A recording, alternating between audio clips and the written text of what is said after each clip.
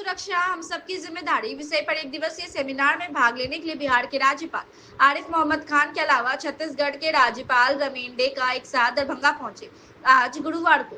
और दरभंगा जिला मुख्यालय की लहरिया स्थित आर्टन गैलरी प्रेक्षागृह में हुए सेमिनार में दोनों वक्ताओं ने साफ शब्दों में कहा कि देश की सुरक्षा सिर्फ हमारे सेना के जवान से नहीं हो सकती, बल्कि देश के नागरिकों को भी देश के सेना की तरह खुद चौकस रहने की जरूरत है। देश की सीमा हमारे सैनिकों की वजह से सुरक्षित है। रात को जब हमारे सेना जागते हैं तब हम रात को चैन की नींद से सोते हैं, लेकिन देश की आंतरिक सुरक्षा का जिम्मा हम सब देशवासियों की है। जहां चोरी छुपे घुसपैठी देश की सीमा पार कर हम लोगों के बीच हमारे समाज में आ जाता है और यह आधार कार्ड वोटर कार्ड बना देश का नागरिक बन जाता है। हमें जागने की जरूरत है और ऐसे नए सभी लोगों पर न सिर्फ नजर बनाकर रखना चाहिए, बल्कि इसकी सूचना अपने निकटतम थाना को भी देनी चाहिए।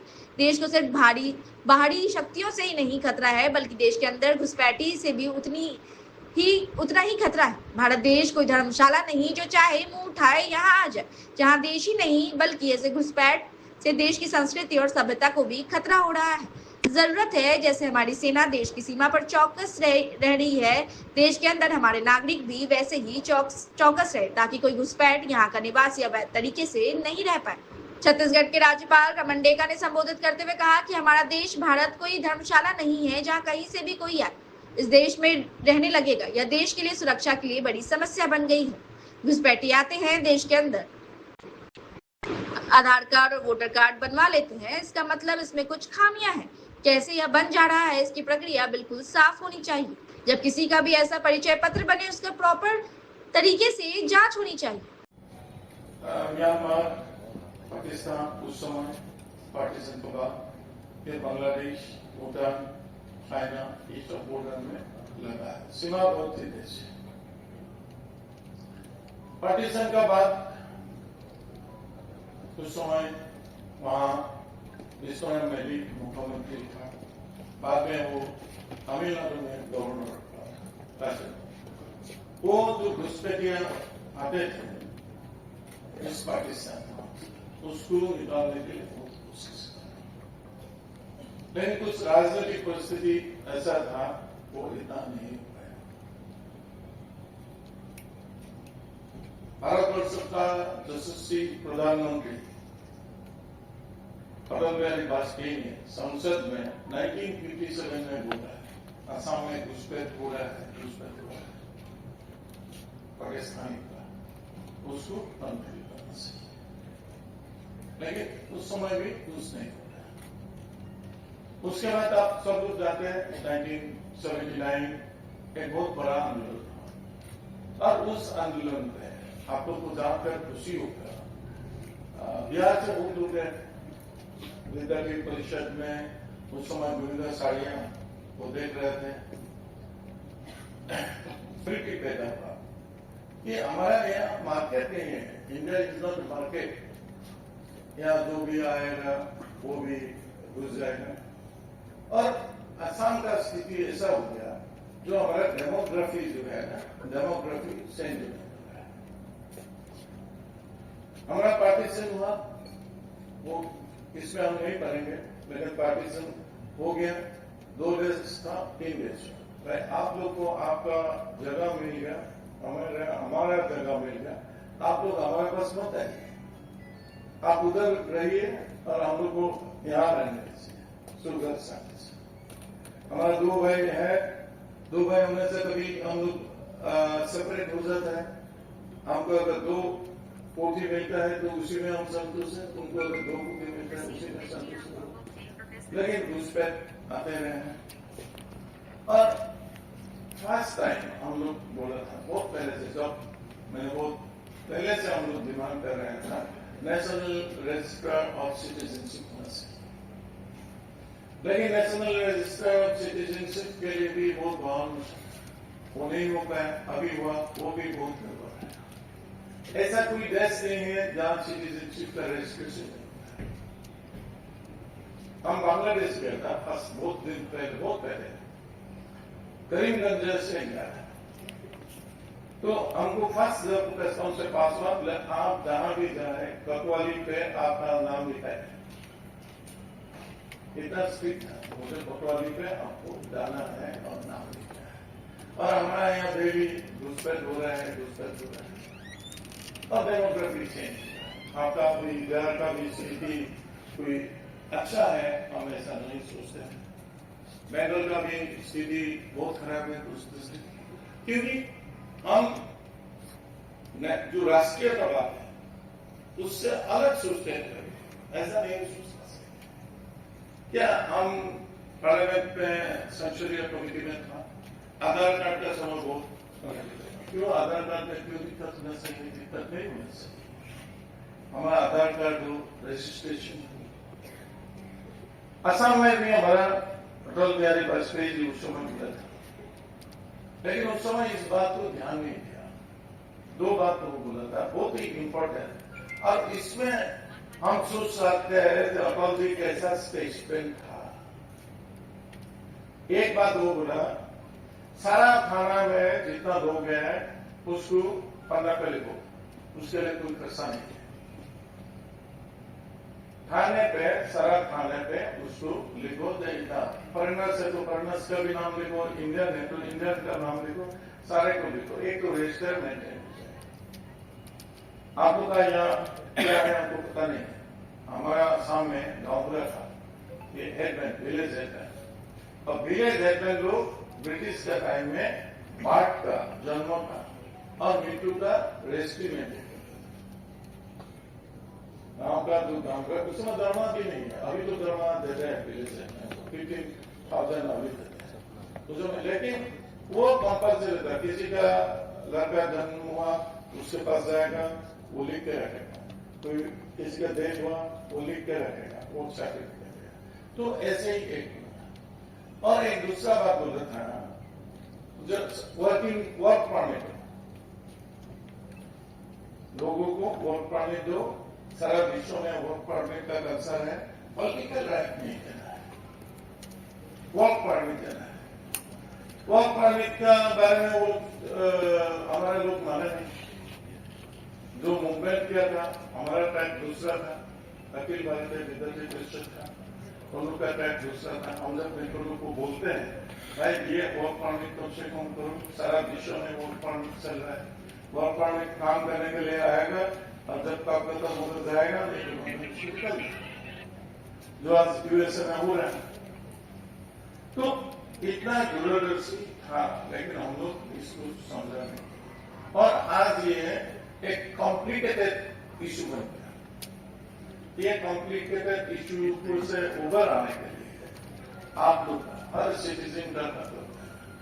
कोई अगर हमको लगता है कि ये बाहर से आए, इसका इसको सेटल दे रहे हैं, इसको बताना चाहिए।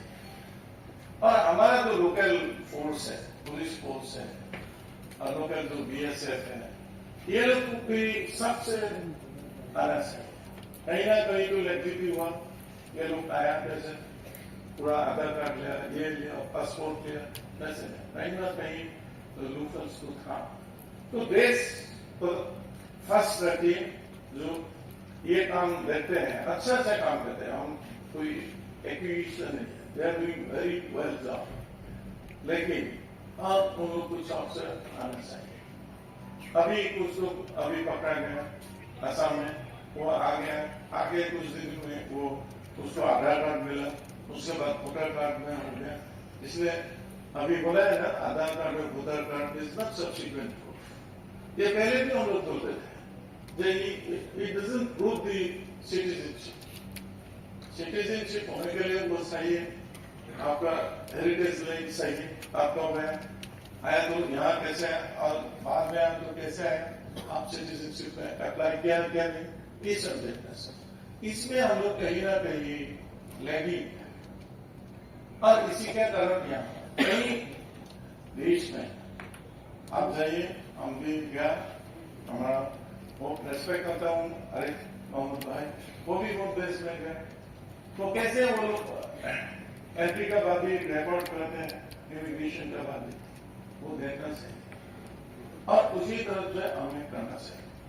ऐसा नहीं चाहिए कहीं से भी लोग आ जाएगा, यहाँ रह जाएगा, ऐसा नहीं। जर्मनी में प्रॉब्लम हो रहा है, पहले ये लोग सोचते थे रिफ्यूजी के बारे में वो लोग का सोच अलग था, लेकिन आज जर्मनी में अलग सोच हो गया, क्योंकि जो इंडिजीनियस लोग है वो जिसको लोग को हम लोग कहते हैं, बस जैसे बिहार का जो आदिवासी है, आप लोग हैं जो एबोरिजिन, उसका जो पॉलिटिकल राइट है, वो पॉलिटिकल राइट किसी ने ले रहा।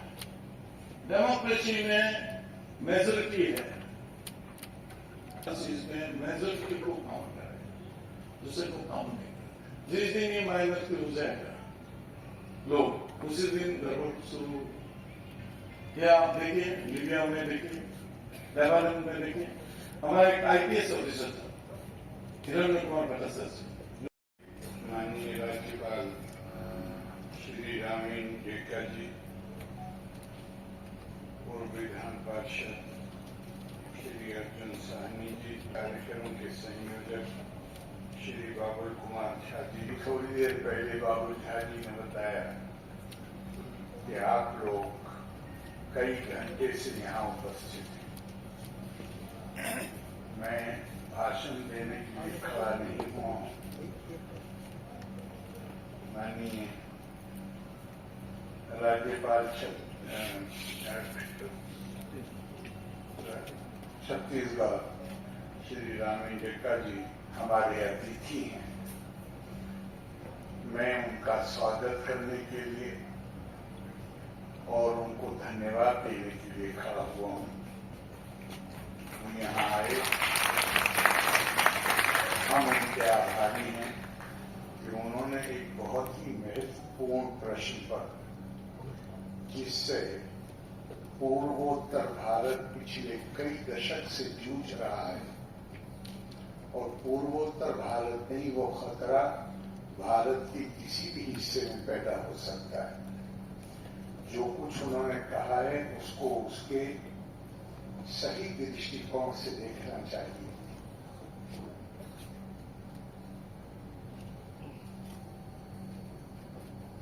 मेरा ये मानना है कि बिला शुबा हम जितनी कृतज्ञता व्यक्त करें अपनी जो हमारी आर्मी, नेवी, एयरफोर्स, सीमा सुरक्षा बल और इस काम में हमारे जो राज्य की पुलिस बल है, वो भी अपनी जिम्मेदारी अदा करते हैं। ये रातों को जागते हैं ताकि हम रात में सो सकें। ये -40 डिग्री से लेके +48, 49 तक सख्त सर्दी और उतनी ही सख्त गर्मी, उसमें पूरी निष्ठा के साथ खड़े रहते हैं ताकि हमारी सीमाएं सुरक्षित रहें। लेकिन जो बात माननीय रामीन जी ने कही, बात केवल सीमाओं को सुरक्षित रखने की नहीं। भारत एक प्राचीन संस्कृति, उस संस्कृति पर आधारित हमारी जीवन शैली, उसकी रक्षा भी उतनी ही महत्वपूर्ण है जितना सीमाओं की रक्षा करना। उसके लिए आंतरिक खतरे पैदा हो सकते हैं, और ये कोई हमारे लिए नहीं, भारत के लिए। उन्होंने अभी अभी मिसालें दी विदेशों की, सीरिया की, लेबनान की, यूरोप में कई कंट्रीज हैं जो आज उसी समस्या से जूझ रहे हैं। न भारत ने कभी अपने दरवाजे किसी के लिए बंद किए, लेकिन जब कानून का उल्लंघन करके कोई आता है तो फिर खतरा तो महसूस होगा कि ये इसके पीछे कोई और बड़ी साजिश तो नहीं। और हमारे यहां वो हुआ है।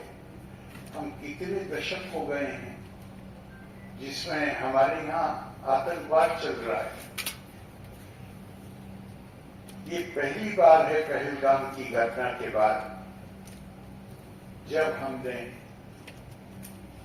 एक बहुत ही पहले भी उससे लड़े हैं, लेकिन जब पहली बार एक प्रभावी मैसेज, एक संदेश दिया कि अब बस बहुत हो गया, अब नहीं,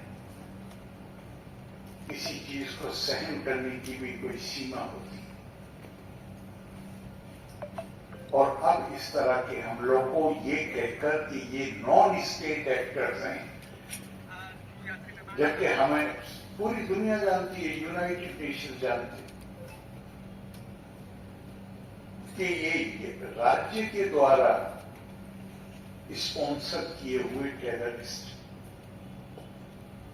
तो पहली बार एक प्रभावी मैसेज हम जितना इसमें निश्चित तौर पर एक राजनीतिक नेतृत्व के साहस की जरूरत होती है, और हम अपने प्रधानमंत्री को धन्यवाद देते हैं कि उन्होंने एक जबरदस्त मैसेज पूरी दुनिया को हमारा हम दरवाजे बंद करके बैठने वाली हमारी संस्कृति नहीं, लेकिन कानून का सम्मान होना चाहिए। जैसे फिर मैं कहता, माननीय प्रधानमंत्री जी ने कहा, हमने दुनिया को युद्ध नहीं दिया, हमने बुद्ध दिया, हमने शांति और अहिंसा की बात की। लेकिन एक गलतफहमी दिमाग से दूर हो जानी चाहिए कि अहिंसा का मतलब ये नहीं है कि आक्रमणकारी के सामने हम अपने आप को समर्पण करें। जहां ऐसी स्थिति आई थी, वहां पर गांधी जी ने भी कहा कि जब वो अहिंसा की बात करते थे तो कहते अहिंसा का मतलब कायरता नहीं होती।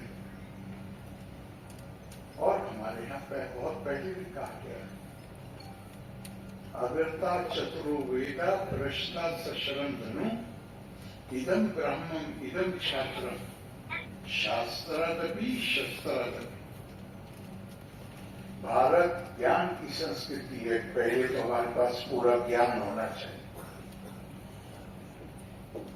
कहीं हमें डिस्प्यूट रेजोल्यूशन, कॉन्फ्लिक्ट रेजोल्यूशन करना है, जहां कहीं हमें समस्याओं का समाधान करना है, पहले हमें, जिसे अंग्रेजी में सॉफ्ट पावर कहते हैं, ज्ञान की पावर। दुनिया में वो लोग हैं जो संवाद की शक्ति नहीं, शक्ति के संवाद में विश्वास करते हैं। उनके लिए एक ही चीज है, क्या लॉजिक है, क्या कोई चीज रैशनल, ये सब इंपॉर्टेंट नहीं होती, सिर्फ शक्ति का प्रयोग। तो ऐसे तत्वों का मुकाबला करने के लिए भी हमें अपनी क्षमता का विकास करना चाहिए। पहले हर संभव कोशिश अपनी ज्ञान की शक्ति से, और दूसरा उस पर असर ही नहीं होता तो फिर। और एक बात मैं आपसे कहूं, मैंने पहले कहा, मैं लंबा नहीं बोलना चाहता, लेकिन बोल के खत्म कर रहा हूं कि आम कोई भी राष्ट्र हो, राष्ट्र की सुरक्षा सुनिश्चित होती है जब हर नागरिक, हर व्यक्ति में ये चेतना होती है कि ये किसी और का काम नहीं है, ये मेरी भी उतनी ही जिम्मेदारी है जितनी सीमा पर खड़े हुए सिपाही की। और अगर वो इसके प्रति उदासीन हो जाए, उदासीन होना क्या है? रामचरितमानस में गोस्वामी तुलसीदास जी एक जगह अपनी बात नहीं कह रहे हैं, किसी के मुंह से जो उस वक्त जो उनके जमाने में जो भावना व्याप्त रही होगी उसको अभिव्यक्ति दे रहे, कह रहे कोई नहीं रखो, हमें कहा है। हमारे यहां एक ऐसी स्थिति बन गई थी जहां आम आदमी में उदासीनता थी। वो कहता था राजा कोई भी बने, मुझे तो यही काम करना है, लिहाजा मुझे अपनी जान लगाने की क्या जरूरत है। वो उदासीनता अगर आ जाए तो चाहे जितने सशक्त आपके पास सेना हो, पुलिस बल हो, फिर सुरक्षा खतरे में ले। आज के इस आयोजन का उद्देश्य जो मुझे लगता है वो ये है कि आम आदमी के अंदर अपनी उत्तरदायित्व के प्रति चेतना पैदा होनी चाहिए। वो चेतना की अभिव्यक्ति हम अपने सैनिक बलों के, पुलिस बलों के प्रति भी कृतज्ञ हैं, वो भी दिखाना चाहिए। हम अपनी भी जिम्मेदारी कर, जैसा भी माननीय राज्यपाल जी कह रहे थे, हम अपनी जिम्मेदारी अदा करने के लिए भी पूरी तरह तैयार, तत्पर। और मुझे विश्वास है कि इस सभा के माध्यम से वो चेतना पैदा होगी। लोका समस्ता सुखिनो भवन्तु। धन्यवाद। जय हिंद। आपके सीमा सुरक्षा विषय पर वजह से भी संभव हो और कार्यक्रम के बिहार के उप मुख्यमंत्री विजय कुमार सिन्हा गुरुवार को दरभंगा पहुंचे और दरभंगा डीएमसीएच के ऑडिटोरियम में पहुंचकर विकसित कृषि संकल्प अभियान 2025 समापन समारोह सह शारदीय खरीफ कृषि जन कल्याण चौपाल 2025 कार्यक्रम में शिरकत की। कार्यक्रम का उद्घाटन दीप जलाकर किया गया। इस कार्यक्रम के अवसर पर बिहार सरकार के मंत्री मदन सहनी, विधायक विनय चौधरी, विधायक रामचंद्र शाह सहित अन्य कई अतिथियों के साथ साथ पूरा ऑडिटोरियम किसानों और अन्य लोगों से पूरी तरीके से भरा था। अन्य जगहों से भी हजारों की संख्या में महिला, पुरुष, किसान, जीविका दीदी ने भाग लिया। आयोजित इस कार्यक्रम में बिहार के उप मुख्यमंत्री विजय सिन्हा ने तमाम लोगों को कृषि के बारे में काफी महत्वपूर्ण बातों की जानकारी दी। उन्होंने कहा कि बिहार वह धरती है जो एग्रीकल्चर के क्षेत्र में हमने अपनी सारी कल्चर को देख लिया और एग्रीकल्चर ही कल्चर है, यह सूत्रधार है। उन्होंने कहा कि ऐतिहासिक और धार्मिक महत्व की भूमि पर यह अभियान न केवल बिहार के किसानों बल्कि पूरे देश के किसानों के लिए एक ऐतिहासिक कदम है जो विकसित भारत के सपने को साकार करने की दिशा में अग्रसर है। बिहार के कोने कोने में, गांव-गांव में, खेत जोन में पहुंचने का अभियान है कि हमारे वैज्ञानिक जो रिसर्च करते हैं वह गांव तक पहुंचे। बिहार के उप मुख्यमंत्री विजय कुमार सिन्हा ने आगे बोलते हुए कहा कि विश्व के कई देशों में खाद्य की निर्यात करके भारत का गौरव भी बढ़ रहा है और कई देश भारत पर निर्भर कर रहा है। प्रयोगशाला में होने वाले शोध सही समय पर खेतों तक पहुंचने विकसित भारत के संकल्प को भी नई मजबूती प्रदान कर रहा है। उप मुख्यमंत्री ने भारत के प्रधानमंत्री नरेंद्र मोदी का नाम लेते हुए कहा कि भारत के प्रधानमंत्री के नेतृत्व में 11 वर्षों में कृषि बजट में अद्भुत वृद्धि करते हुए जब प्रधानमंत्री बने थे उस समय कृषि का बजट 21,930 करोड़ रुपए था और आज 1,27,200 करोड़ रुपए किया गया है। संकल्प अभियान और शारदीय कृषि जन कल्याण चौपाल 2025 कार्यक्रम में उपस्थित बिहार सरकार के मंत्री श्री हरि साहनी जी के हृदय की बातों को आपने सुना। पूरे किसान बंधुओं, माता बहनों, युवा मित्रों, 2-3 कार्यक्रम है आपके जिला के अंदर। हम तो चाहते थे कि पूरे एक दिन का समय एग्रीकल्चर से जुड़े विषय पर देंगे, वह अलग से होगा।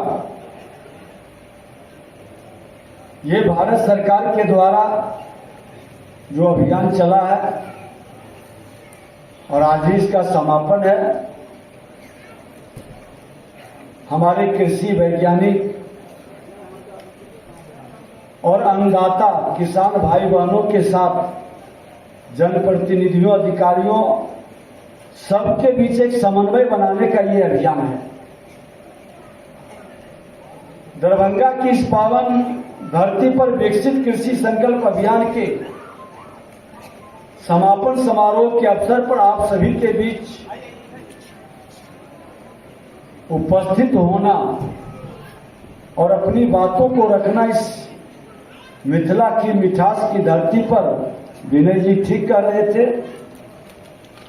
ये भाषा सुनने में भी आनंद देता है तो का बोध कराता है। जब हम मगही की ओर कदम बढ़ाते हैं तो लगता है कि ये मगध और मिथिला का अनुनाश्रय संबंध है। इनका मिथिला का हृदय और प्राचीन मिथिला संस्कृति का केंद्र न केवल अपनी समृद्ध कृषि के लिए जाना जाता है, बल्कि यह मां श्यामा काली मंदिर जैसे शक्तिपीठों, महाकवि विद्यापति की जन्मभूमि और कुशेश्वर स्थान जैसे तीर्थ स्थलों के कारण धार्मिक और साहित्यिक धरोहरों का भी प्रतीक है। और इसीलिए हमने ये धरती एग्रीकल्चर का सूत्रधार की धरती रही। जब ये सृष्टि पर वृष्टि हुआ और उस वृष्टि से जब हम कृषि कार्य के लिए शुरू किया और जब ईश्वरीय शक्ति के द्वारा अकाल का वातावरण बना तो इसी मिथिला की धरती से राजा विदेह हल लेकर सीत से मां सीता आदिशक्ति भगवती का प्रादुर्भाव हुआ और बिहार उसी स्वरूप को मैंने अपने एग्रीकल्चर विभाग के अंदर प्रतीक के रूप में देने का घोषणा भी किया कि कहीं भी दें तो वही प्रतीक ये बताता है कि बिहार वह धरती है जो एग्रीकल्चर कृषि के क्षेत्र में हमने अपने सारी कल्चर को तय किया और एग्रीकल्चर ही कल्चर के सूत्रधार है। इस ऐतिहासिक और धार्मिक महत्व की भूमि पर यह अभियान न केवल बिहार के किसानों के लिए बल्कि पूरे देश के लिए एक ऐतिहासिक कदम है जो विकसित भारत के सपनों को साकार करने की दिशा में हमारी प्रतिबद्धता को दर्शाता है। भारत सरकार के माननीय केंद्रीय मंत्री 29 मई से शुरू हुआ यह अभियान उड़ीसा के पुरी से किए थे। बिहार के कोने कोने में गांव-गांव में खेत में ये पहुंचाने का अभियान है कि मेरे वैज्ञानिक जो रिसर्च करते हैं वह गांव तक पहुंची, वह किसानों तक पहुंची। हमारी सरकार भारतीय कृषि अनुसंधान परिषद, कृषि वैज्ञानिक केंद्रों और हमारे वैज्ञानिकों की अथक मेहनत से यह अभियान किसानों के लिए एक नई उम्मीद, नई तकनीक और नई संभावनाओं का प्रतीक बना है। वितरण फसल चल रहा है जिसको हम खरीफ कहते थे। किसान को हम लोग सिखाते रहे कि खरीफ है, ये रबी है। अरे भैया, खरीफ और रबी है, लेकिन ये भाषा हमारी नहीं है। ये मुगलों के दिए हुए ये भाषा था। हमारा तो भाषा जो शरद ऋतु में शारदीय नवरात्रा के बाद फसल आ जाए वह शारदीय फसल है, और वासंतिक नवरात्रा के पहले जो फसल आता था वो वासंतिक फसल है। खरीफ का हिंदी आप देखेंगे ये अरबी शब्द है। खरीफ का हिंदी होता है शरद ऋतु और रबी का हिंदी होता है वसंत ऋतु। भाषा वो होनी चाहिए जो किसान को, आम जन को आसानी से समझ में आ जाए। हमें समझने का, परखने का और उस भाषा में बताने का आप कार्य करें जो ज्यादा स्वीकार्य होगा। और वैज्ञानिकों ने, हम देख रहे हैं कि वो शारदीय कृषि जन कल्याण लिखे हैं, अच्छा है। उसमें खरीफ और रबी भी कर देने से समझ में लोगों को आसानी से आ जाएगा और ये वातावरण बननी चाहिए। प्रिय किसान भाई बहनों, विकसित कृषि संकल्प अभियान का उद्देश्य, हमारी माता बहनें सब कृषि कार्य से जुड़े परिवार के लोग बैठे हैं। इसका उद्देश्य है कि आपके खेतों में वैज्ञानिक अनुसंधान को पहुंचाना। हम परंपरागत खेती कर रहे हैं, नए तकनीक, वैज्ञानिक रिसर्च बहुत आगे निकल चुका है। हमारी उपजाऊ मिट्टी में हम उसको कैसे लाभ उठा सकते हैं, लागत कम कैसे हो सकता है, उत्पादन कैसे हम बढ़ा सकते हैं, आपकी आमदनी दुगनी कैसे हो सकती है। इसके लिए ये अभियान शुरू किया गया। बताता है कि ये बिहार का किसान राजा जनक के परिवार से आते हैं, उस धरती के लोग हैं जहां कृषि से प्रेम करते हैं। यह किसान ईश्वरीय पुत्र है, वरदानी पुत्र है। कोई भी ऐसा क्षेत्र नहीं है जहां चमत्कार होता है, लेकिन कृषि क्षेत्र आपके मेहनत का प्रोडक्ट हम दूसरे राज्य और दूसरे देश को भी भेज सकते हैं। ये ताकत, ये वातावरण, ये क्वालिटी हम बनाना शुरू कर दें। भारत के विराट संकल्प की नई मजबूती देने वाले अन्नदाता बंधु देश की खाद्य सुरक्षा ही सुनिश्चित नहीं करेंगे, बल्कि विश्व के कई देशों में खाद्य निर्यातक करके भारत का गौरव भी बढ़ा रहे हैं। कई देश भारत पर निर्भर कर रहा है। कृषि विकसित और किसान आत्मनिर्भर बने। प्रयोगशाला में होने वाले शोध सही समय में खेतों तक पहुंचे।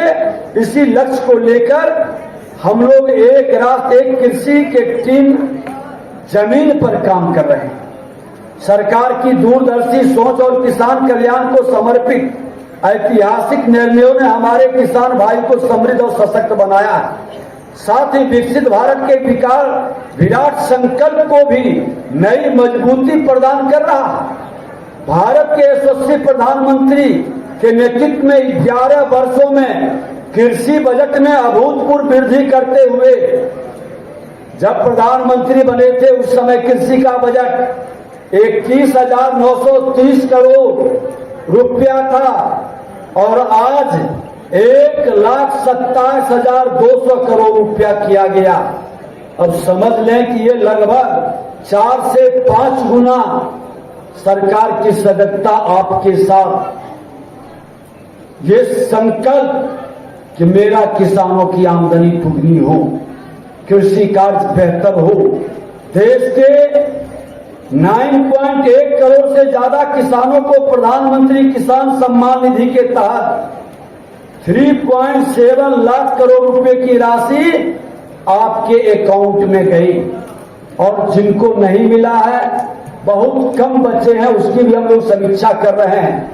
साथ ही किसानों को उसका उपज का उचित दाम दिलाने के लिए न्यूनतम समर्थन मूल्य के रूप में 2014 से 2025 तक 10.61 लाख करोड़ रुपया किसान को दिए हैं। इतना रुपया सरकार दी है। किसान क्रेडिट कार्ड की ऋण सीमा 3 लाख से बढ़ाकर 5 लाख किया गया है। 25 करोड़ से ज्यादा किसानों को हम मिट्टी स्वास्थ्य कार्ड का वितरण भी किए हैं। इसी प्रकार बिहार के लोकप्रिय मुख्यमंत्री नीतीश कुमार के नेतृत्व में वर्ष 2005 से लगातार कृषि एवं किसानों के हित में राज्य सरकार निरंतर कार्य कर रही है। आज संपूर्ण देश ऐसी नीतियों और प्रयासों का साक्षी बना है जो किसानों की समृद्धि और आत्मनिर्भरता के लिए अटूट प्रतिबद्धता दर्शाते हैं। मैं तो किसान भाइयों से कहेंगे कि आप अपने बच्चों को नए तकनीक के साथ इस क्षेत्र में लगाएं, उनको जोड़ें, क्योंकि ये अभियान आपके घर की बेरोजगारी को दूर कर सकता है, हमारे समाज को समृद्ध कर सकता है, राष्ट्र को विकसित कर सकता है। आज बता दें कि कोई भी लोग वर्गलाने के लिए कितना भी नारा लगा दे, सरकारी नौकरी 2 से 2.5% है। इससे ज्यादा सरकारी नौकरी कोई दे ही नहीं सकता। और अगर जो कहीं रोजगार मिल सकता है तो वह हमारा एग्रीकल्चर का क्षेत्र है। आज कई नए युवा किसान को हमने सम्मान किए, सीतामढ़ी की धरती से ही अभियान शुरू किए, और उस अभियान में जो हम लोग कृषि जन कल्याण संवाद एवं युवा किसान सम्मान का एक एक युवा किसान बता रहे थे, त्रिपाठी जी थे उस दिन, कट्ठे के जमीन में साल में वो 6 लाख से 7 लाख रुपया कमा लेता। आज ये सोच के नहीं कि ये अन्न मेरा परिवार ही खाएगा, ये अन्न इस धरती पर जन्म लेने वाला कोई जाति धर्म क्षेत्र भाषा का लोग हो, कोई खाए तो वो पुष्ट हो, वो स्वस्थ हो और वो राष्ट्र के लिए अपना योगदान दे सके। तीनों की भावनाएं पवित्र है, तीनों अनुकूल माहौल खड़ा करता है। और आज हमारे किसान के लिए सरकार सजग है। देश के प्रधानमंत्री नरेंद्र मोदी जी, बिहार के मुख्यमंत्री नीतीश कुमार जी, चौथा कृषि रोड मैप आया है आपके विकास के लिए, आपके उत्थान के लिए। और आज कई क्षेत्र में बिहार आगे भी बढ़ गया है, हमें खुशी हुआ। उत्तर प्रदेश के अंदर भी बिहार के कई कार्यों की सराहना हो रही है। हमको ये स्वीकार करना होगा कि बदलते समय के साथ चुनौतियां भी बढ़ी है। जलवायु परिवर्तन, मृदा उर्वरक में कमी, बाजार तक पहुंच की समस्या, ये सब जो आप लोगों के माध्यम से आया है, उसके समाधान के लिए सरकार सजगता के साथ प्रयास कर रही है। इस चुनौतियों से निपटने के लिए हमारी सरकार प्रतिबद्ध है। इस अभियान के तहत हमने आपको मृदा स्वास्थ्य केंद्र कार्ड, जैविक खेती, ड्रोन तकनीक और फसल विविधीकरण जैसी योजनाओं से जोड़ा भी है। प्रधानमंत्री फसल बीमा योजना हो, किसान सम्मान निधि, अन्य योजनाओं के लाभ को आप तक पहुंचाने के लिए हम निरंतर प्रयासरत हैं। आज वातावरण कैसा बदला है जब से देश के प्रधानमंत्री नरेंद्र मोदी जी आए। पहले कहता था कि पैसा हम अगर जो 100 रुपया देंगे तो 15 रुपया पहुंचेगा, अब 100 रुपया के 100 रुपया सीधे अकाउंट में जाता है। ये अंतर है डिजिटल इंडिया का, डिजिटल भारत का और हमारे किसान का डिजिटल से जुड़ने का। ये माहौल खड़ा हुआ है और इसका लाभ आज हर लोग को मिल रहा है। माननीय प्रधानमंत्री नरेंद्र मोदी जी एवं आदरणीय मुख्यमंत्री नीतीश कुमार जी के नेतृत्व में हमारी सरकार का संकल्प है कि 2047 तक भारत एक विकसित राष्ट्र बने और इसमें कृषि का योगदान सबसे महत्वपूर्ण होगा। दरभंगा में भी हम लीची, मखाना, अन्य स्थानीय फसलों को वैश्विक बाजार तक पहुंचाने हमरा सबके ई ध्यान रखे के छै कि जहिया हम कृषि प्रधान राष्ट्र कहल छली ओहू दिन गोवंश के महत्व आ अखनो गोवंश के महत्व, तेने गोपालन पर हमरा सब गोटे के ध्यान देवे के चाही। आ हमर जतेक वैज्ञानिक लोग छन उनका देश में की मानल जाए ई कह के विषय छै। आइए चाहे स्काईलॉक हुए, चाहे मेट्रो ट्रेन हुए, चाहे बढ़िया जहाज हुए, सब कुछ उनका द्वारा होय छै। कृषि के एक एक काज सबका उनका द्वारा अनुसंधान होय छै।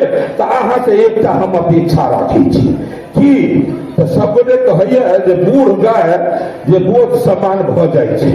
हम कही कि भाई माओ बाबूर होय छै जेकर मतलब अहाँ के बोझ भ गेल, लेकिन ओहिमे लोग कहै छै जे पेंशनधारी माय बाप होय छै तकरा पूजा सब दिन ना होय छै। हम वैज्ञानिक लोगन से कहना चाहे छी पेंशनधारी माय बाप के जगह अहाँ हमर गाय के बना दिया। ई होते केना तो जाधर दूध दै छै गौ माता ताधर तो दैते छै, लेकिन उनकर गोबर और गोमूत्र के अहाँ एतेक मूल्यवान बना दियो, एतेक मूल्यवान बना दियो कि दूधों से ज्यादा महंगा बिकाए लगे। और फिर ई गौ माता के पेंशनधारी माय बाप के तरह ओकर सम्मान हुए लगे। जो अहाँ करबे खेतियों व्यवस्था मजबूत हेतै आ किसान जे सबसे नम्हर आबादी किसान के छै ओ किसानों के जो जे छै से सुधार हेतै। जे गति से विकसित भ रहलै है किसान, ओहि से ज्यादा हमर दुनिया के जो सबसे लोकप्रिय नेता गरीबक मसीहा जे नरेंद्र भाई मोदी जी के कार्यकाल में जे किसान के जो स्थिति संभरल है जो हमारे सूबे के मुखिया नीतीश कुमार जी के कार्यकाल में जो सुधार भेल है, लेकिन एहिमे जो अहाँ एहि क्षेत्र में अहाँ अनुसंधान करे छियै तो ये राष्ट्र नहीं सृष्टि हित में हेतै, पहले नहीं पर अनुसंधान हुआ के चाहिए। यह आशा अपेक्षा के साथ आ दोसर गप जे अहाँ दै छियै, अन्न दै छियै या खाए दै छियै, ओकर समय पर हम देश के पूत छी जे देश की आजादी में 10 लाख से अधिक कुर्बानी दिलक। वही तमाम शहीदों के सपनों का भारत कौन बनाएगा, उसमें हमको ये समझना है। मैं भी हूं ये पूत जो अपने उन तमाम शहीदों के सपनों का भारत बनाने में मेरा योगदान होगा। जो मिलता है और पहले से तो बहुत भारी सुधार हुआ, लेकिन जहां भी थोड़ा सा भी बुझाई देता है समय का अनियमितता, तो उसको हम लोग सुधार करेंगे।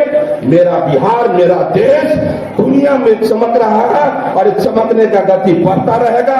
बोलिए भारत माता की, नरेंद्र मोदी जिंदाबाद, विजय चौधरी जिंदाबाद, विजय सिन्हा जिंदाबाद।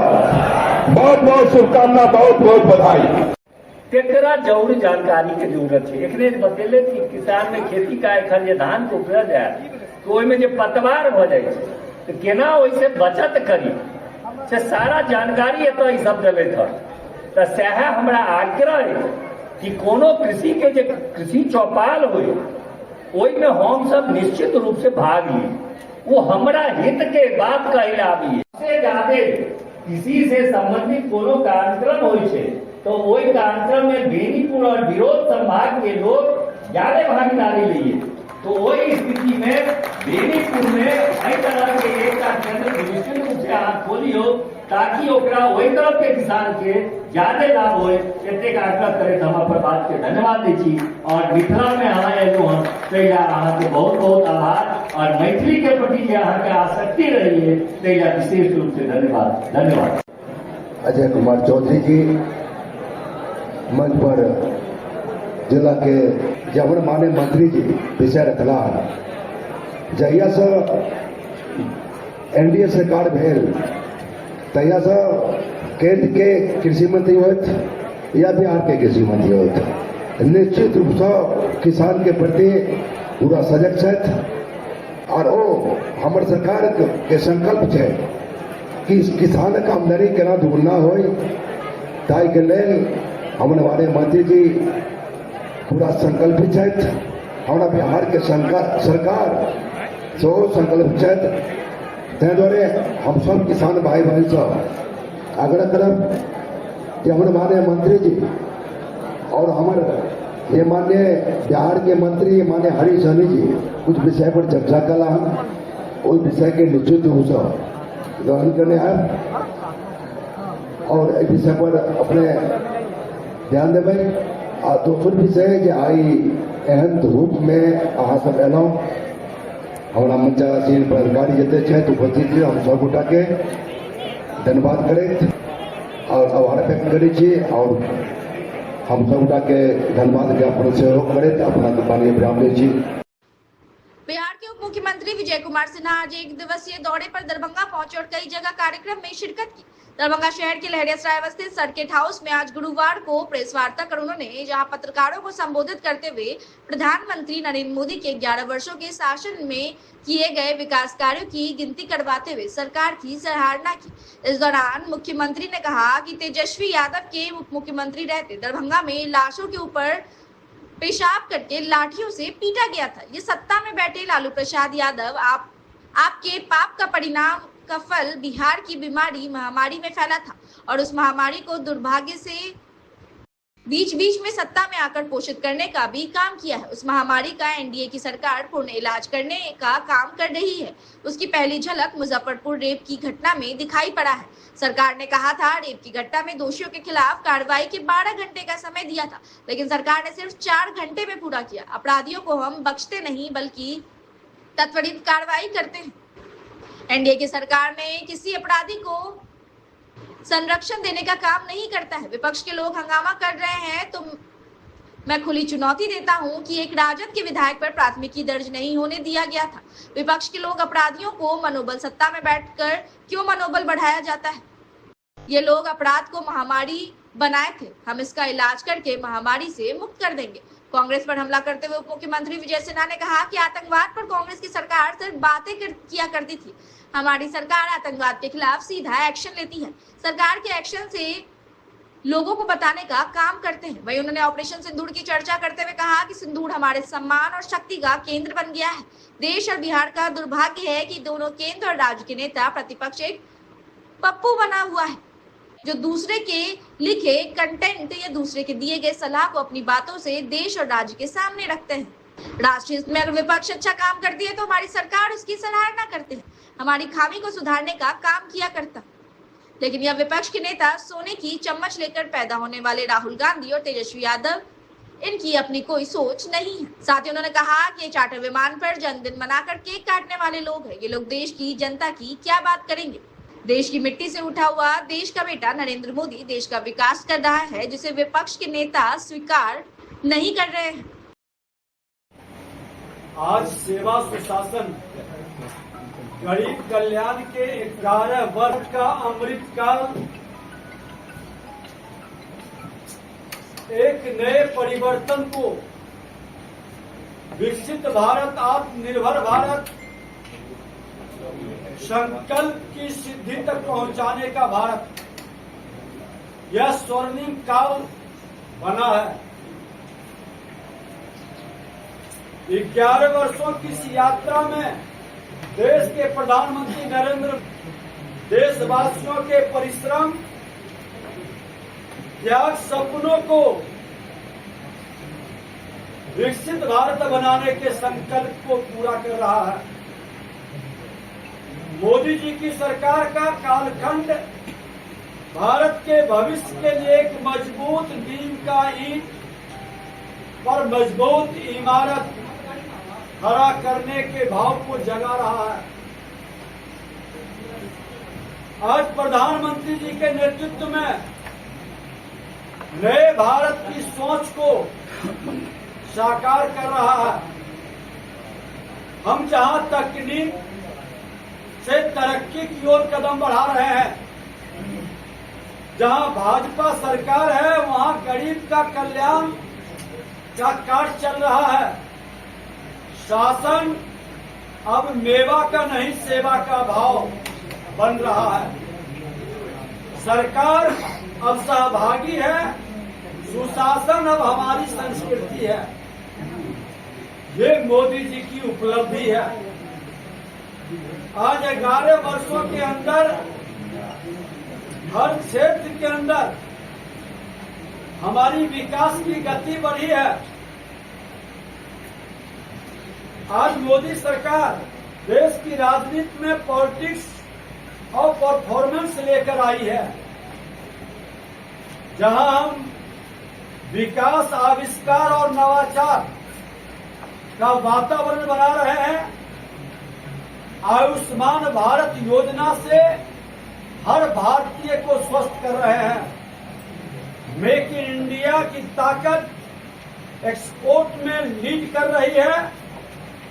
इंपोर्ट पर हम आश्रित नहीं हो रहे हैं। आज चौथी अर्थव्यवस्था से तीसरी अर्थव्यवस्था की ओर भारत कदम बढ़ा दिया है। ये हमारे विकास की गति पर विश्व का मोहर लगा। ये अंतर है। शासन में आते हैं तो बदला के लिए नहीं, बदलाव के लिए काम करते हैं। ये माहौल देश के प्रधानमंत्री नरेंद्र मोदी जी ने ये सोच को विकसित किया। आज भारत आत्मसम्मान के साथ हर भारतीयों के स्वाभिमान को, देश के उत्थान और कल्याण को आगे बढ़ा रहा है।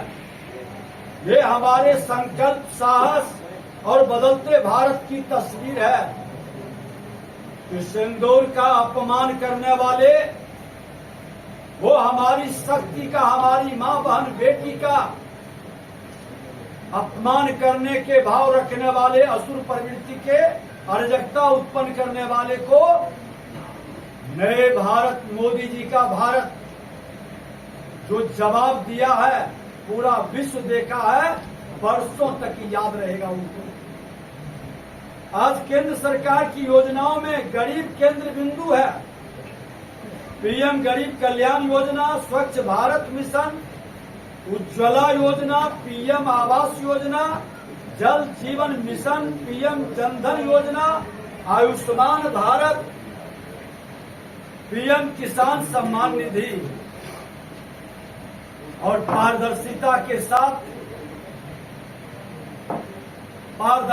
के साथ शुचिता को भी स्थापित कर रहे हैं। आज 100 रुपया अगर जो केंद्र से चलती है तो 100 रुपया सीधे अकाउंट में आती है। वह युग खत्म हो गया जो 100 रुपया में 15 रुपया पहुंचता था। आज जम्मू कश्मीर में 370 धारा का हटना, 3 तलाक खत्म करना, जीएसटी लागू करना, वक्फ बिल जैसे सख्त निर्णय लिए गए। ये बदलते भारत का और एक भारत श्रेष्ठ भारत का स्वरूप और तस्वीर को दिखा रहा। आज निराशा से आशा की ओर, भ्रष्टाचार से सुशासन तक ऐतिहासिक यात्रा नया भारत तय कर रहा है। देश के प्रधानमंत्री नरेंद्र मोदी जी के नेतृत्व में, और मोदी जी है तो मुमकिन है, यह नारा नहीं, यह जमीनी सच्चाई है। अब राजनीतिवादों की नहीं, प्रदर्शन की संस्कृति पर टिकी है। विरासत भी विकास भी हम साथ कर रहे हैं। हम अपने सांस्कृतिक विरासत का सम्मान भी कर रहे हैं। विकास के साथ विरासत को भी आगे बढ़ा रहे हैं।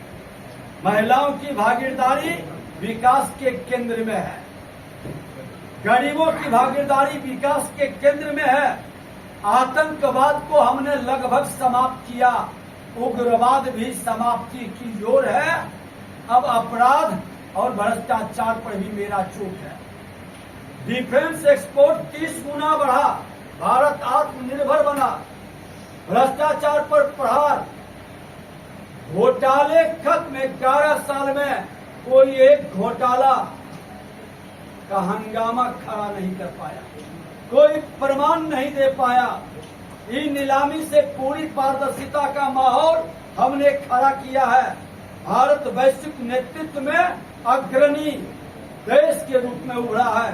सरकारी योजनाओं की निगरानी, digital tracking, social audit, Ayurveda और योगा का वैश्विक मान्यता, ये बदलते भारत के स्वरूप को स्पष्ट दर्शा रहा है। अब आप देख लें कि प्रधानमंत्री गरीब कल्याण योजना अंतर्गत 81 करोड़ लाभार्थियों को मुफ्त राशन मिल रहा है। कोई भूख से नहीं मर रहा है। श्रद्धेय अटल जी के सपना, मां भारती के संतान को भूख से नहीं मरने देंगे, साकार हो रहा है। प्रधानमंत्री आवास योजना के तहत 4 करोड़ से अधिक मकान बनाए जा रहे हैं। हर घर नल जल योजना के अंतर्गत 15 करोड़ ग्रामीण परिवारों को नल से जल मिल रहा है। स्वस्थ जिंदगी जीने का एक मजबूत आधार प्रधानमंत्री ने तैयार किया। आज उसी तरह से किसानों के कल्याण सुनिश्चित किए गए। आज आप 2013-14 से 2025-26 तक दलहन तिलहन की एमएसपी गरीब में आज 7350% और 1500 से अधिक की वृद्धि हुई। धान गेहूं की एमएसपी में 2359 और 2445 प्रति क्विंटल तक पहुंची है। किसानों के प्रति प्रधानमंत्री का उनकी आय दुगनी करने का संकल्प साकार हो रहा है। आज पीएम किसान सम्मान निधि से किसानों को हर वर्ष 6000 की सहायता अब तक 3.7 लाख करोड़ वितरित किया गया। पीएम फसल बीमा योजना 1.75 लाख करोड़ हम लोग दिए हैं और कई दावे का निपटारा भी किए हैं। किसान क्रेडिट कार्ड के माध्यम से 7 करोड़ प्लस किसानों को 10 लाख करोड़ की सहायता प्रदान की गई है।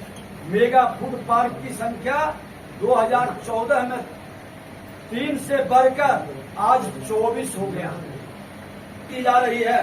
नारी शक्ति वंदन अधिनियम के तहत सांसद विधान सभा में महिलाओं को 33% आरक्षण को साकार करने के लिए प्लेटफॉर्म तैयार किया जा रहा है। आज पहली बार महिलाओं को राष्ट्रीय रक्षा अकादमी में प्रवेश मातृत्व अवकाश 12 से बढ़ा के 26 सप्ताह किया गया।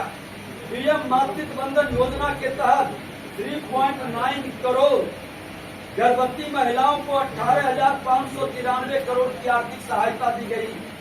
3 तलाक कानून ने मुस्लिम महिलाओं को न्याय दिलाया और उसे भी नए ढंग से जीने का एक सपना दिखाया।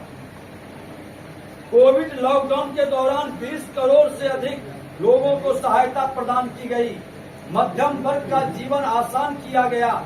आज 12.75 लाख तक की आय पर शून्य आयकर विभाग। आज प्रधानमंत्री सूर्य घर योजना से 300 यूनिट मुफ्त बिजली, सौभाग्य योजना से 100% घरों में बिजली कनेक्शन का वातावरण बनाया गया है। मुद्रा योजना के अंतर्गत छोटे उद्यमियों को 32 लाख करोड़ की राशि वितरित की गई है। 2014 में 5 शहरों तक सीमित मेट्रो सेवाएं, आज 23 शहरों में मेट्रो सेवा प्रदान की जा रही है। ये परिवर्तन है 11 साल के अंदर।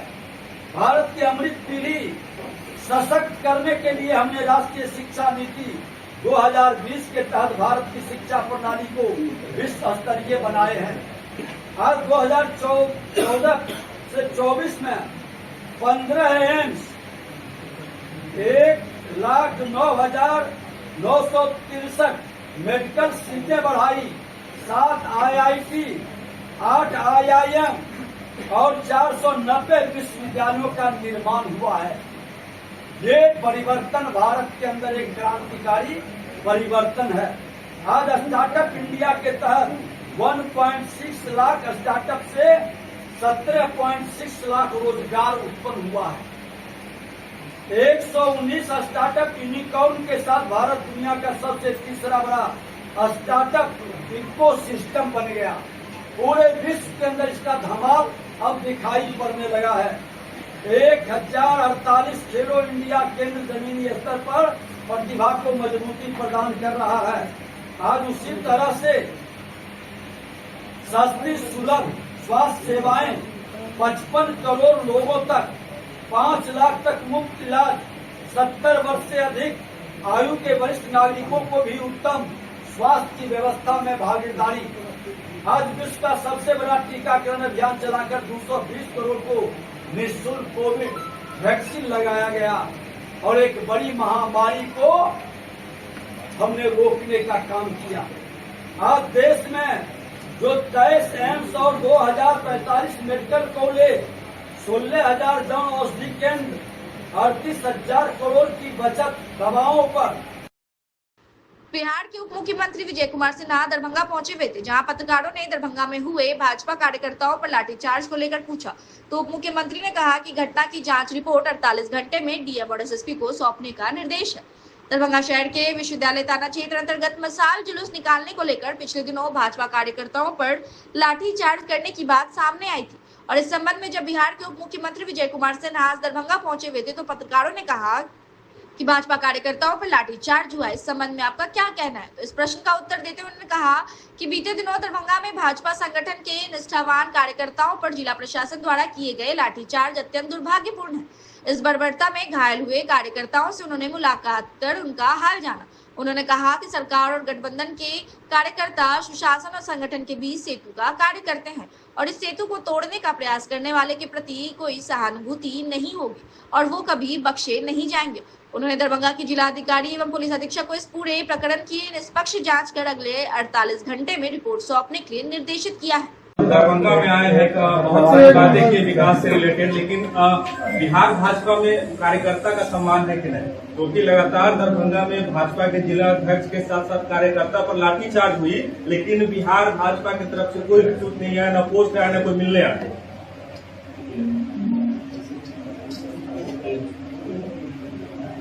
आज का प्रेस को 11 साल के विकास में और आज इसी को केंद्रित करनी है। अलग विषय होगा, हम लोग अलग से बैठेंगे। भारतीय जनता पार्टी एनडीए गठबंधन का अपने प्रधान सेवक और मुख्य सेवक के नेतृत्व में जनता और सरकार के बीच में सेतु का काम करता है और सेतु तोड़ने का कोई भी व्यक्ति काम करेगा वो बख्शे नहीं जाएंगे, कार्रवाई होगी। कार्रवाई सब नहीं हुई अभी, घटना कई मैं बता दिया कि ये मेरा सेतु है और सेतु कितना महत्वपूर्ण होता है। सरकार और जनता के बीच इन कार्यकर्ताओं के साथ अभी हमने डीएम एसपी के साथ बैठे हैं, 48 घंटे का समय हमने दिया है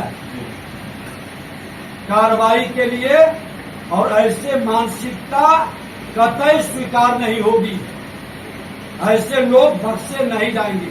धन्यवाद। और आपने बताया कि आज कांग्रेस का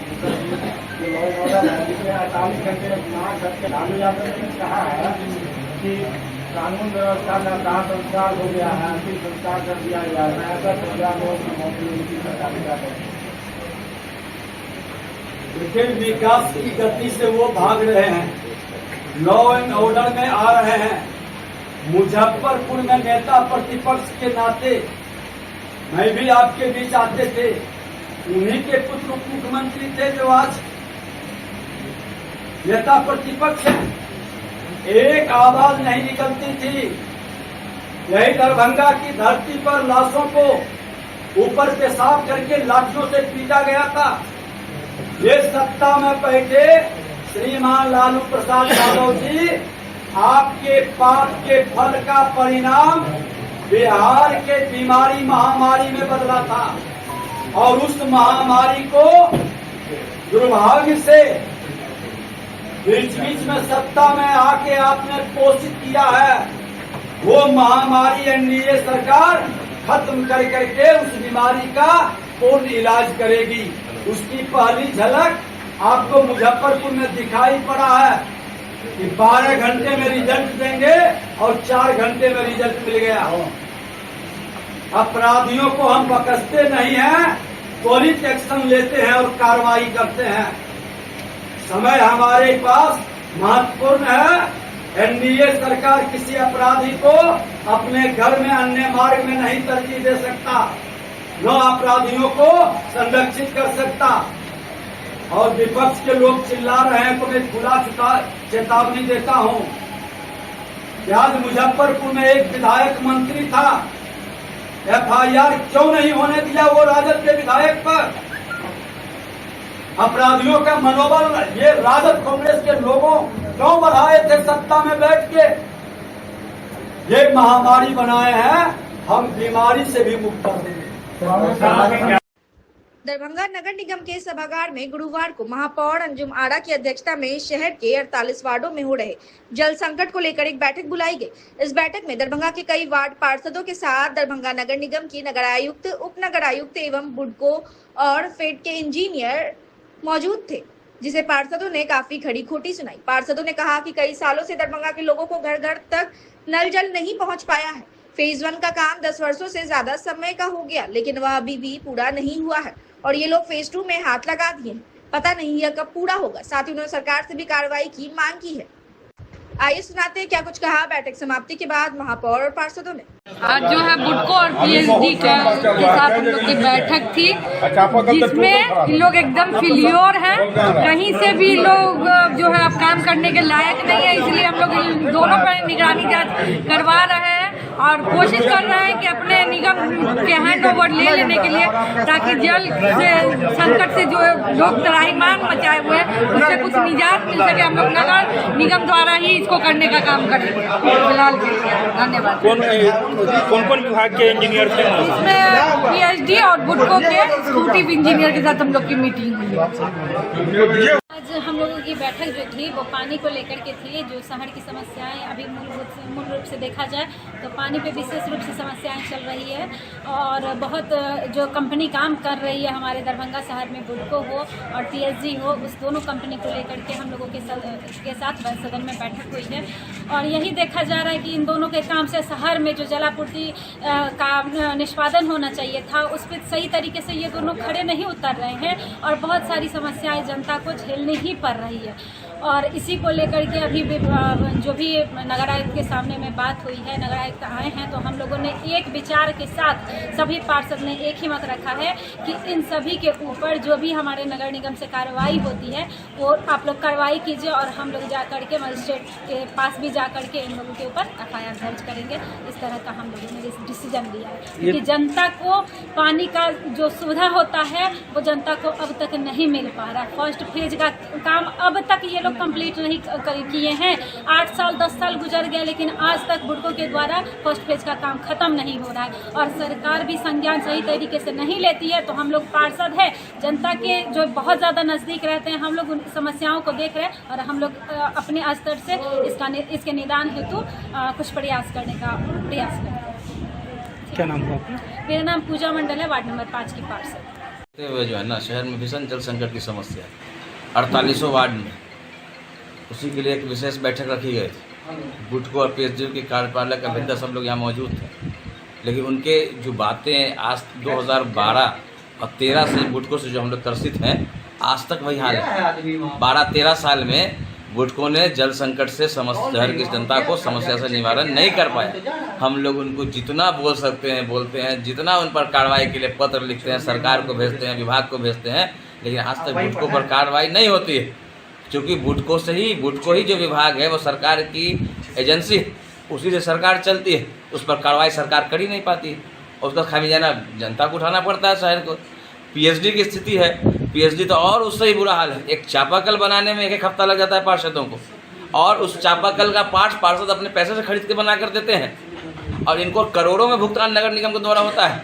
तो हम लोगों ने कह दिया इन लोग दोनों के खिलाफ सरकार को भेजिए, DM साहब को लिखे थ्रू उनसे निगरानी के जांच के लिए भेजिए और हम सभी माननीय पार्षद इन पर CGM के हम लोग FIR करने जा रहे हैं आज से 102 दिन के अंदर दोनों कार्यपालक अभियंता पर, बुडको और PSD पर। क्योंकि हम लोग जनता के लिए अपने निगम के से जो संसाधन उपलब्ध होता है, जैसे चापाकल में के अलावा वो समरसेबुल करवाएं, पाइपलाइन बिछवाएं और डब्बा पानी हम लोग भेजने का काम कर रहे हैं वार्ड में, उस समस्या का समाधान तो करोड़ रुपये इन लोगों को निगम ने दे दिया है। लेकिन लोग आज तक दरभंगा शहर को इस समस्या से जल संकट की समस्या निवारण नहीं कर पाए। फर्स्ट फेज 2013 में उसका नहीं हो पाया, सेकंड फेज का काम स्टार्ट हुआ ना, उसका पानी आज तक लोगों में पहुंच बना, जो रोड टूटा वो रोड आज तक कहीं बन नहीं पाया। जब संकट आती है तभी आँख खुलती है। नहीं, लगातार आपको पता होगा, आप पत्रकार महोदय आपको पता होगा कि लगातार हर बोर्ड की बैठक में हर माननीय पार्षद ने बुडको और PSD के खिलाफ अपनी आवाज बुलंदी के साथ पहुंचाई है, सरकार तक पहुंचाने का काम किया है, जिलाधिकारी तक पहुंचाने का काम किया है। लेकिन ये लोग के कान में सुई जो है इस समय रुई डाल के सोए में समस्या जस क्यों? ये सरकार की चहेती एजेंसियां हैं, सरकार इसी चलती, 12 में समझिए बात, सरकार इसी चलती है। इनके जो 700-800 करोड़ की योजना एक साथ बुडको में आता है, 60% सीधे सरकार के पास और सिर्फ 40% में क्या काम होगा। लेकिन सरकार इसके खिलाफ कोई एक्शन ही नहीं लेती है। ये बात तो हमको नहीं बोलना चाहिए, लेकिन जब तक एक्शन नहीं होगा मजबूरी है बोलना पड़ता है। नाम बता दीजिए। नफीसुल हक को। ये जो है आज जो विशेष बैठक था बुडको और PSD और लाइट के विषय में, इस पे आज से नहीं लगातार 12-13 वर्षों से लगातार मीटिंग हो रहा है, लेकिन काम कुछ नहीं हो रहा है। न बुडको का काम हो रहा है, न PSD के द्वारा काम हो रहा है, सिर्फ पेमेंट हो रहा है, लेकिन धरातल पर काम कुछ भी नहीं हो रहा है। इसलिए हम लोग मांग करते हैं और यहाँ बोर्ड से हम लोग पास भी किए हैं, उस पर कड़ी से कड़ी कार्रवाई किया जाए। तो क्या होगा कार्रवाई में? मतलब उसको सरकार को लिखा जाएगा कि एजेंसी को जो है दीवार करके दूसरी एजेंसी जो है किया जाए। उसी के लिए हम लोग आज बैठक किए थे, उसमें नगर आयुक्त आश्वासन दिए हैं कि हम उस पर जो है सरकार को लिख रहे हैं और निगरानी से जांच की भी मांग करते हैं हम बुडको और PSD का। क्योंकि इन लोगों का कार्यशैली बिल्कुल ही गड़बड़ है। आज इंद्राणी से जांच तो 2 साल पहले भी, पिछले साल भी मांग की गई, पिछले बार भी मांग की है। इसका आखिर आप ही सोचिए कि कार्रवाई क्यों नहीं हो रही है। क्यों नहीं? इसका मतलब यही है कि इसका मतलब है कि कहीं ना कहीं चहेते का मामला है, कि वो चहेता बुडको जो है चहेता कंपनी, इसीलिए उस पर नहीं हो रही है कार्रवाई। इस पर जो है उसके कारण जो है जनता जो है पानी से लगातार वंचित है। इसीलिए मैं मांग करता हूं सरकार पे कि इस पर पीएचडी और बुडको पर जो है कड़ी से कड़ी कार्रवाई किया जाए, ताकि जनता को पानी मिल सके। 12-13 साल से जनता जूझ रही है पानी के लिए। अब बड़ी बड़ी रकम जो है आ रही है, लेकिन धरातल पर कुछ नहीं, सिर्फ पेपर में भज रहा है। मोहम्मद रियासत अली, वार्ड 37 पार्षद, स्टैंडिंग कमेटी मेंबर। दरभंगा के लहरियासराय में शक्ति नगर में होंडा एजेंसी के सामने राम जानकी टाउनशिप नाम की एक नई आवासीय परियोजना की शुरुआत हुई है। यह प्रोजेक्ट आदर्श डेवलपमेंट प्राइवेट लिमिटेड के तहत बनाया जा रहा है। कार्यक्रम का माहौल शांत, सुसंस्कृत और आध्यात्मिक था। इस परियोजना का उद्घाटन डॉक्टर मृदुल कुमार शुक्ल ने किया, जबकि सुशील चौधरी सह उद्घाटन करता रहे। मुख्य अतिथि के तौर पर विश्व हिंदू परिषद के नेता अभिषेक रंजन शामिल हुए। वरिष्ठ अतिथि के रूप में मोनी बाबा की मौजूदगी में कार्यक्रम को और भी खास बना दिया। उद्घाटन सभी अतिथियों ने मिलकर दीप जलाकर किया। यह दीप प्रतीक बना नए निर्माण, तरक्की और सकारात्मक ऊर्जा का। वहीं श्री राम जानकी टाउनशिप सिर्फ एक इमारतों का समूह नहीं, बल्कि यह एक ऐसा प्रोजेक्ट है जो परंपरा और आधुनिकता दोनों को जोड़ता है। यह लोगों को एक अच्छा और सुसंस्कृत माहौल देने का वादा करता है। कार्यक्रम में कई स्थानीय लोग, समाज सेवी और सम्मानित लोग भी शामिल हुए। सभी ने इस परियोजना को दरभंगा के विकास की दिशा में एक अच्छा कदम बताया और इसके सफल होने की कामना की। अंत में सभी लोगों के लिए प्रसाद और जलपान की भी व्यवस्था की गई, जिसमें सभी ने हिस्सा लिया और आयोजन की सराहना की।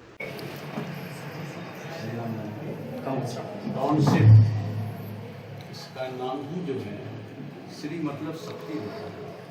हम शक्तिपीठ के वैसे मिथिला देश विदेश हर जगह इसका जो नाम ही है ये स्वतः शक्ति है।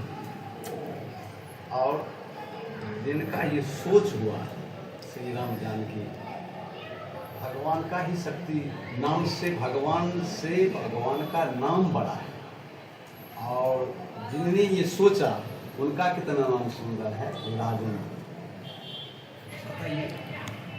इसमें शक्ति है। और ये संत महात्मा से धर्म से देखे हैं जो जितना विधिवत पूजा किया, बहुत भाव से, बहुत प्रेम भाव से। और मेरे साथ श्री शुक्ला जी हैं, श्री जी हैं, ये सब एक धार्मिक सामाजिक धर्म के, अभी मिथिला में ऐसा है जो धर्म के उत्थान ऐसा होने सब लगे रहते हैं। उनको राधे जी बुलाए हैं और श्री राम जानकी टाउनशिप जो बनाई है, हम भगवान से किशोरी जी से कामना करते हैं जो ऐसे ही हर व्यक्ति को धर्म के प्रति आस्था हो। और भारत गुरु कहलाता है, तो संत से, महंत से, महाराजी से और वैदिक धर्म से जो ये उद्घाटन किए हैं, ये निश्चित रूप से आगे बढ़ेंगे। मेरा यही सोच है। जो ये टाउनशिप बनाने की प्रक्रिया हुई है, ये इंडिकेट्स करता है कि टाउनशिप आने का मतलब है कि एक छोटा सा टाउन इस क्षेत्र में बसाने की प्रक्रियाएं हो रही है।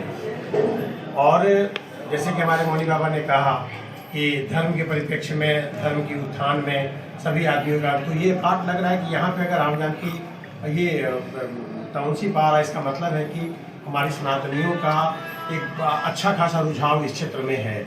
और जहाँ पे हमारे श्री राम का ये होगा, उनका नाम होगा, उनकी ये होगी, निश्चित रूप से उसकी डेवलपमेंट होगी।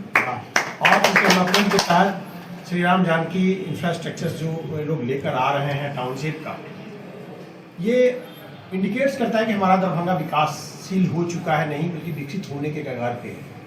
सरकार की भी बहुत सारी जो प्रोजेक्ट आ रही है, आप देखे होंगे कि एम्स का प्रोजेक्ट आ रहा है, उसकी सराउंडिंग जो बोला गया कि नहीं वहाँ हम लोग टाउनशिप बसाएंगे।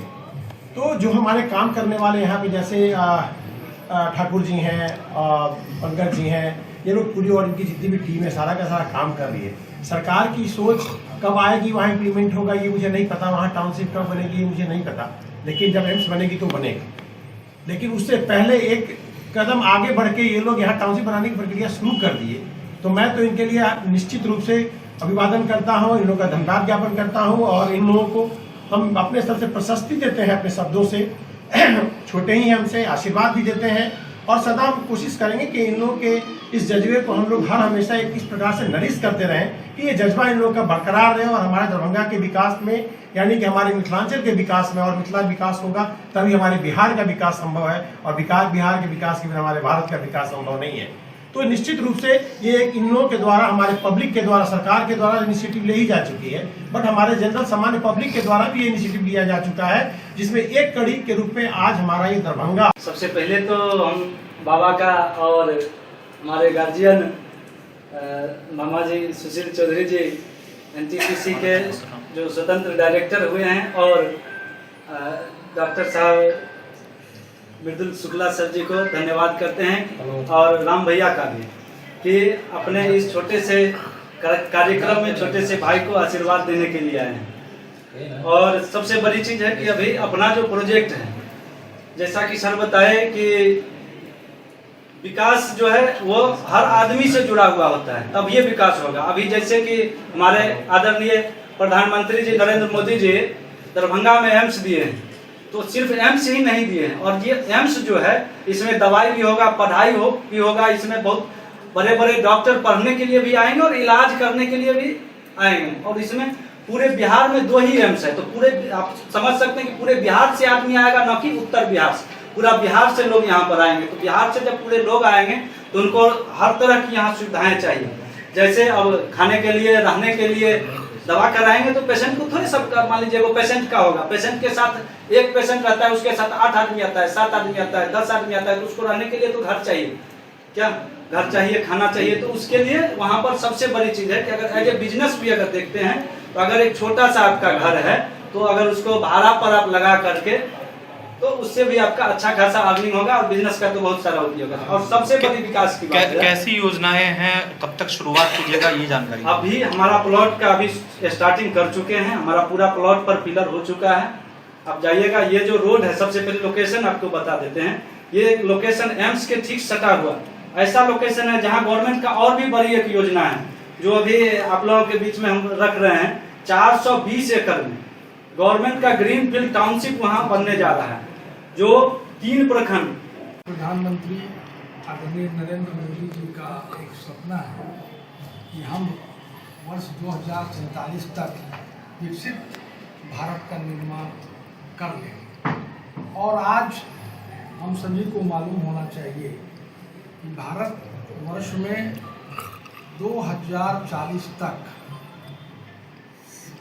भारत की 40% आबादी शहरों में रहने वाली है, और भारत के पूरे जीडीपी में शहरों का योगदान 60% होने वाला है।